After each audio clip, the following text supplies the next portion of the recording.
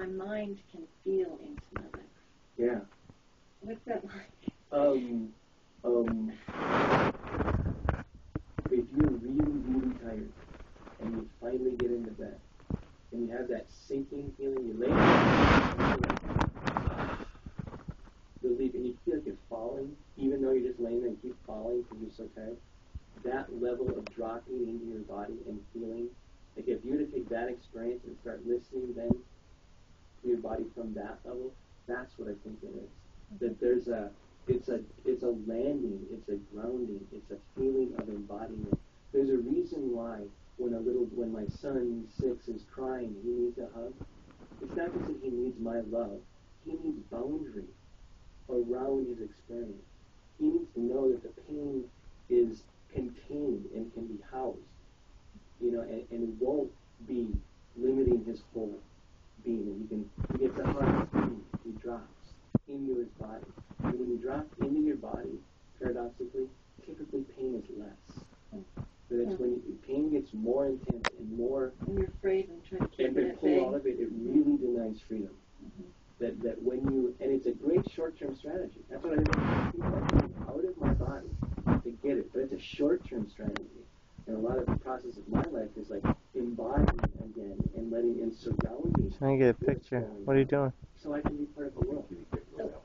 Get a picture of him on you curled up with your face towards me. What happened to you with limited... I'm videotaping it so we can grab a good picture out of it. I mean, obviously you had different stages of what your healing stories were, what you were aspiring to. So he's talking about morphing, changing his energy. So what seems to be a wall, tends to like heroes. It tends to have. You can see how it. Phrases like beating the odds and conquering and being victorious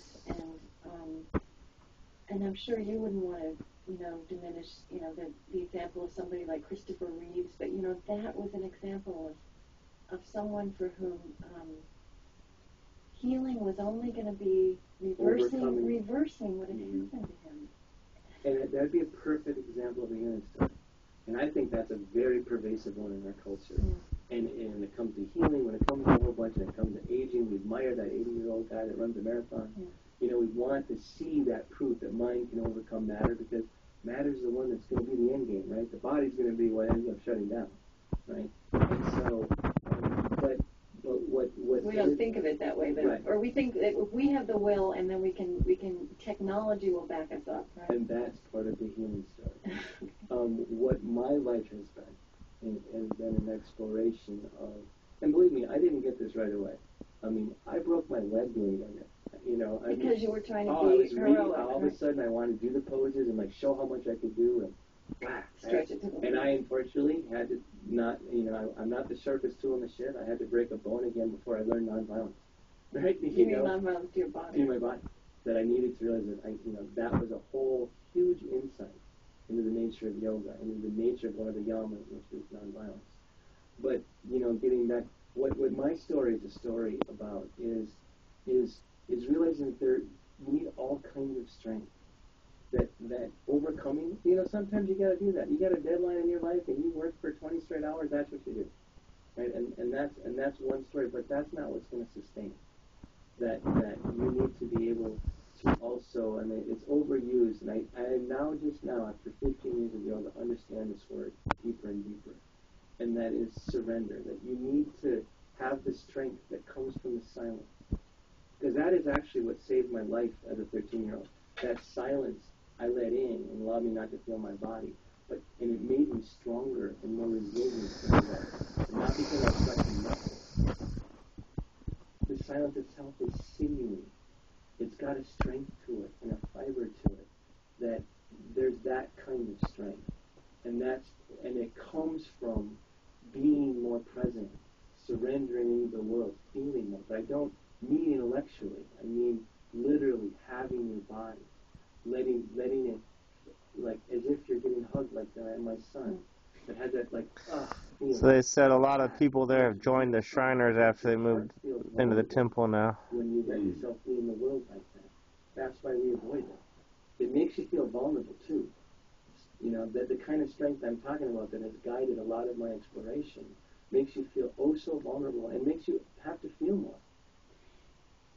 And I mean, in your story, there were times when you, part of the one stage of your understanding of this and your grappling with it was to decide that you still had the use of the upper half of your body and that you would make that as strong as possible and you would live in that part of your body and kind of declare the rest of it gone. That's how it has guided the belief in my life. Right. And did you in fact feel more invulnerable when you had made that kind of declaration and what you just described about? I think I was less aware. Yeah. You know, did I feel invincible? No. Only because I broke my back a year after my neck again a year after the accident, was a quadriplegic fall. So I always felt really vulnerable that my physical body could break at any time.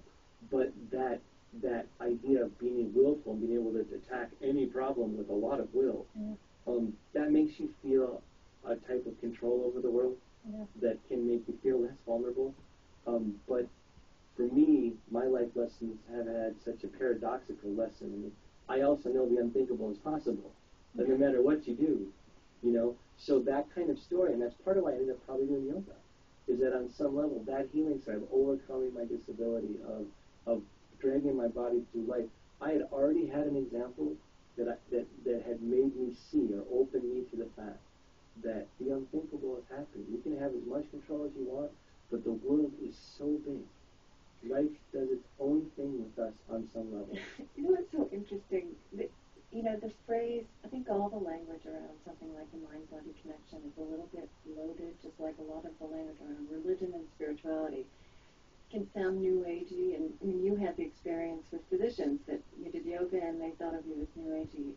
And I think part of that is just a language problem. But what you're pointing out is that a lot of the culture's glorification of will and triumphing by determination, that's also a form of mind-body connection. You know, we're asserting the mind-body connection without calling it that. Right. It's a form of integration. Dominance over body is what human beings have done for thousands of years. Mm-hmm. Whether it be nature, whether it be each other, it's a form of mind-body integration. If I have a religion that I want you to believe, our history shows us that you can try to conquer the people and see if they'll have to accept the belief. That's mind-body integration. There's that level.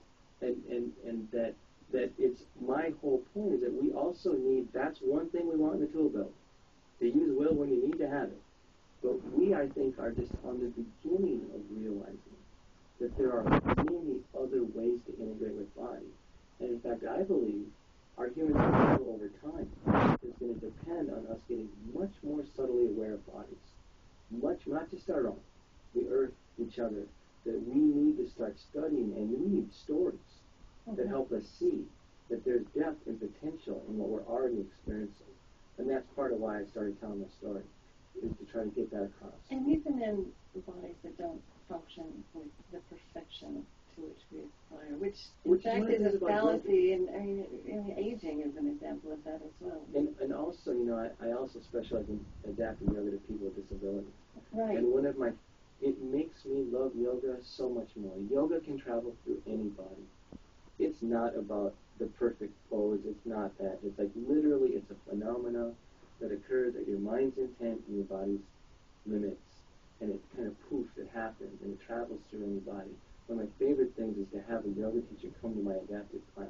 Because what it does is you have this faith in yoga, and you know on some level that it's not just about being able to do these incredible poses, but then you see it in three-dimensional form of what's going on. That, like, literally, I believe working with neurological deficit, one of the big things for me was recognizing, I thought when I first started teaching adaptive yoga, that's what I started teaching first, I thought, well... And adaptive yoga means? Just adapting yoga poses and whatever you can to allow or have someone who lives with not as able whatever body, is physically possible. Right, to do whatever they can do with yoga, adapting it to someone who doesn't have as easy of a mind-body relationship. Right. It's not just physical, it can be cognitive too. You know, some people have that disability too, obviously. But that you see in class, you see the principles. Let me back up for a second. What I wanted to say is I thought I was getting giving back. Like I have this knowledge of the other